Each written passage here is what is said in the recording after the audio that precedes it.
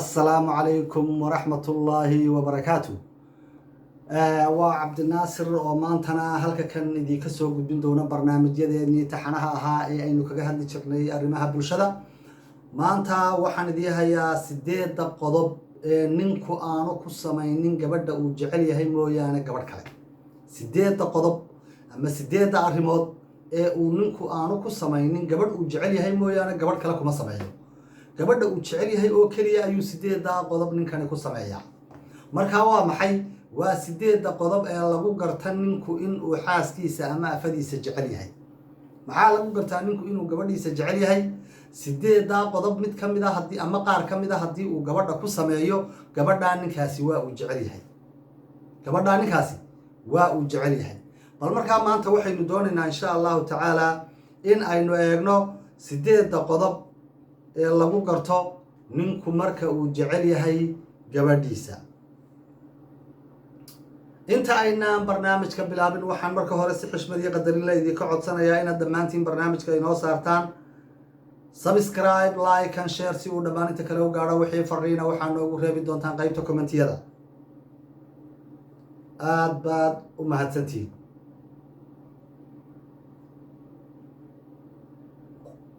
qodobka koobaad ee aynu ku bilaabayna maanta qodobada ama astaamaha ama 8 qodob ee lagu garto ninku marka uu jecel yahay xaaskiisa waxa kamida koow waxa uu dhageystaa hadalkeeda ninku waxa uu dhageystaa gabadhiisa hadalkeeda ayuu dhageystaa hawraarteeda ayuu dhageystaa sheekadeeda iyo shactaradeedu dhageystaa murtideed iyo maansadeed iyo maadeedu dhageystaa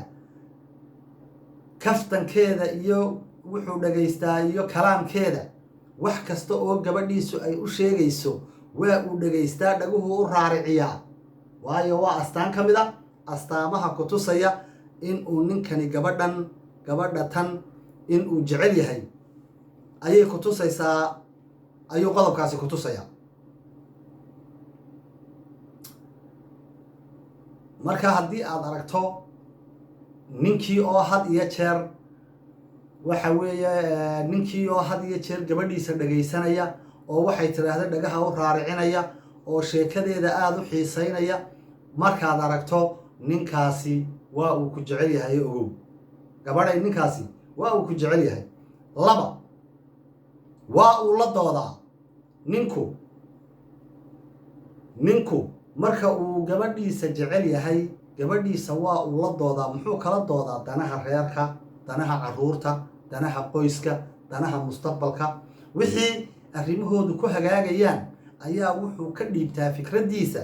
iyo sida ay isaga la tahay inay sax ku yihiin ee looga gudbi karayo ama horumar looga gaari karayo ama si wanaagsan maara loogu heli karayo marka ninku wuu la doodaa xaaskiisa ama afadiisa waa uu la doodaa oo wuxuu kala doodaa kolba wixii hawle ee jirta ama arrinka dhex yaala ayuu kala doodaa si uu ugu qanciyo sida sawaabka ama saxda ah taasina waa astaan kamid ah astaamaha jacaylka uu ninku u qabo gabadhiisa qodobka saddexaad waxa uu leeyahay qodobka saddexaad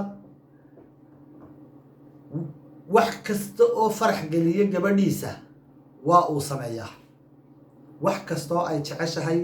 oo iyada farax gelinaya oo qalbigeeda uu ku samaanayo waa uu yeelaa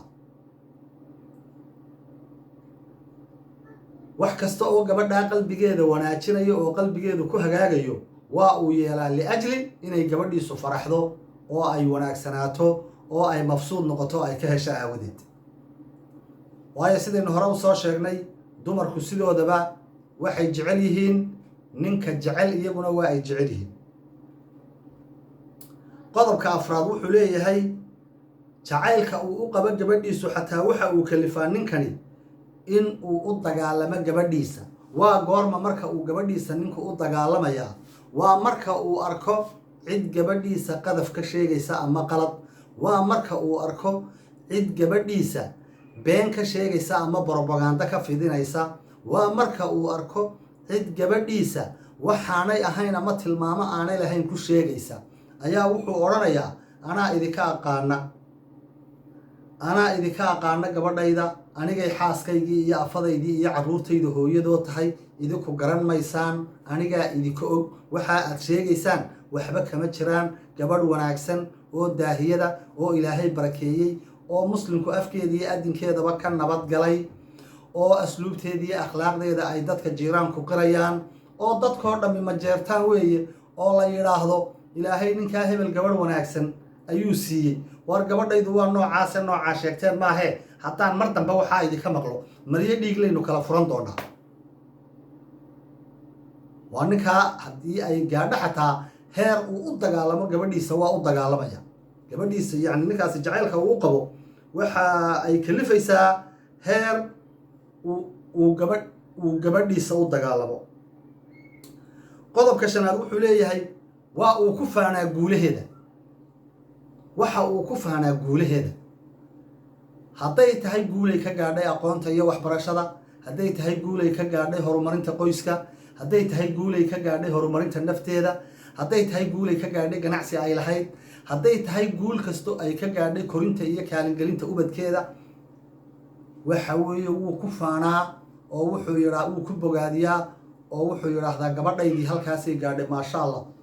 allaha barakeeyo guulaha gabadhiisa ayaa uu ku faanaa waana astaan ka mid a astaamaha ku tusaya in uu ninkaasi gabadha jecel yahay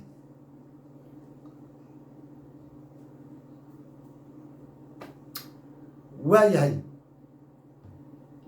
ninku marka uu gabadha jecel yahay waa qodobka ku xiga ama lixaad buu ahaa baan filayaa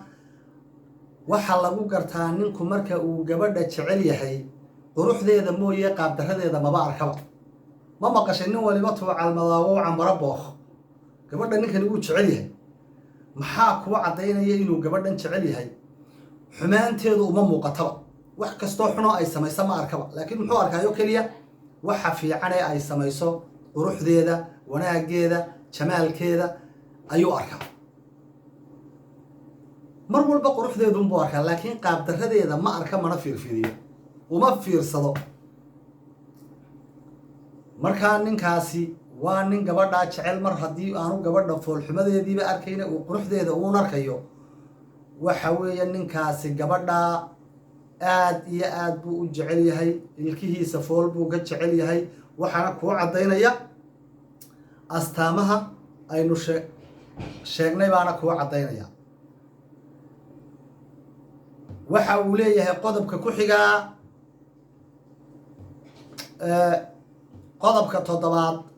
qodobka toddobaad haddii aan ku soo dhowaado qodobka toddobaad waxa uu leeyahay had iyo jeer ninkani wuxuu ka warhayaa oo uu si dhow iyo si dheerba uga warhayaa waxa uu la socdaa waxa uu xogogaalu yahay gabadha qoyskeeda qaraabadeeda xigtadeeda asxaabteeda intaba wuxuu la socdaa noloshooda iyo waayahooda nololeed ay ku nool yihiin gabadha qoyskeeda wuxuu la socdaa xaaladooda caafimaadka wuxuu la socdaa xaaladooda nololeed wuxuu la socdaa gabadha waalidkeed siday ku nool yihiin iyo habkay u nool yihiin wuxuu la socdaa wuxuu bartaa gabadha eheladeeda ku xeeran oo dhan buu baranayaa si uu u ogaado yacni xaaladooda nololeed ayuu baranayaa iyo maadaama uu yahay nin gabadhii jecel waxa kaloo uu baranayaa gabadha abtiyaasheed adeeradeed ilmaadeeradeed ilmaabtiyadeed habar wadaagteed habaryaraheed eedooyinkeed wixii oo dhan buu baranayaa qoyskii oo dhan haddaad aragta nin reerka sidaa u wada garanayo oo ku dhex maran ninkaasi waa nin gabadhaa jecel laakiin haddii uu yahay nin meel kaga xidhan oo aan dadkaa wada aqoon oonay xidhiir lahayn ninkaasi waxaynu odhan karnaa gabadhaas jacaylkooda waxbaa ka yara dhiman waxaynu ku dhex jirnaa weli qodobada aanu ninku ku samaynin gabadha uu jecel yahay mooyaane aanu gabadh kale ku samayn qodobka ugu dambeeye sideedaadeen kusoo koobayaa waxa weeye ninkani gabadhan uu isagu qabo ee ilaahay xilaha uga dhigay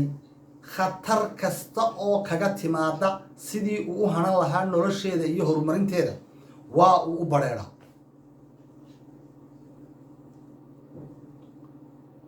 gabadhiisaasi haddii xataa ay noqoto in uu khatar ugu beegsado naftiisa waa uu ugu beegsanaya waayo wuu jecel yahay waa qodobka sideedaadkaasina yacni wax kasta oo gabadhaasi ay la timaado waxa weeye wuxuu isku dayayaa sidii uu u xallin lahaa arrinkaa hadday dhibaato gasho sidii uu dhibaatada isagu u qaadan lahaa oo adiga arkay dumarku had iyo jeer markay gabadhu afo tahay ee ay dhibaato geysato dee ninkeedu intuu reerkii u taga ayuu leeyahay waxa la yaalo wixii ay gabadhaasi geysatay aniga ayaa qaba anaa la ii soo raacayaa anay gabadhaydii tahay aniga igala xisaabtama isagaa laabta u garaacaya markaa ninku khatar kasta gabadhiisa wuu ugu beegsadaa ninku haddii uu gabadha jecel yahay khatar kasta gabadhiisa waa uu ugu beegsadaa maantana insha allahu tacaala intaasaynu kusoo koobaynaa 8 qodob ee ninku aanu ku samaynin gabadha uu jecel yahay mooyaane gabadh kale ama 8 qodob aan idhaahdo ee lagu garto ninkani inuu gabadha jecel yahay iyo in uusan jeclayn aad baad u mahadsantihiin wassalaamu calaykum waraxmatullaahi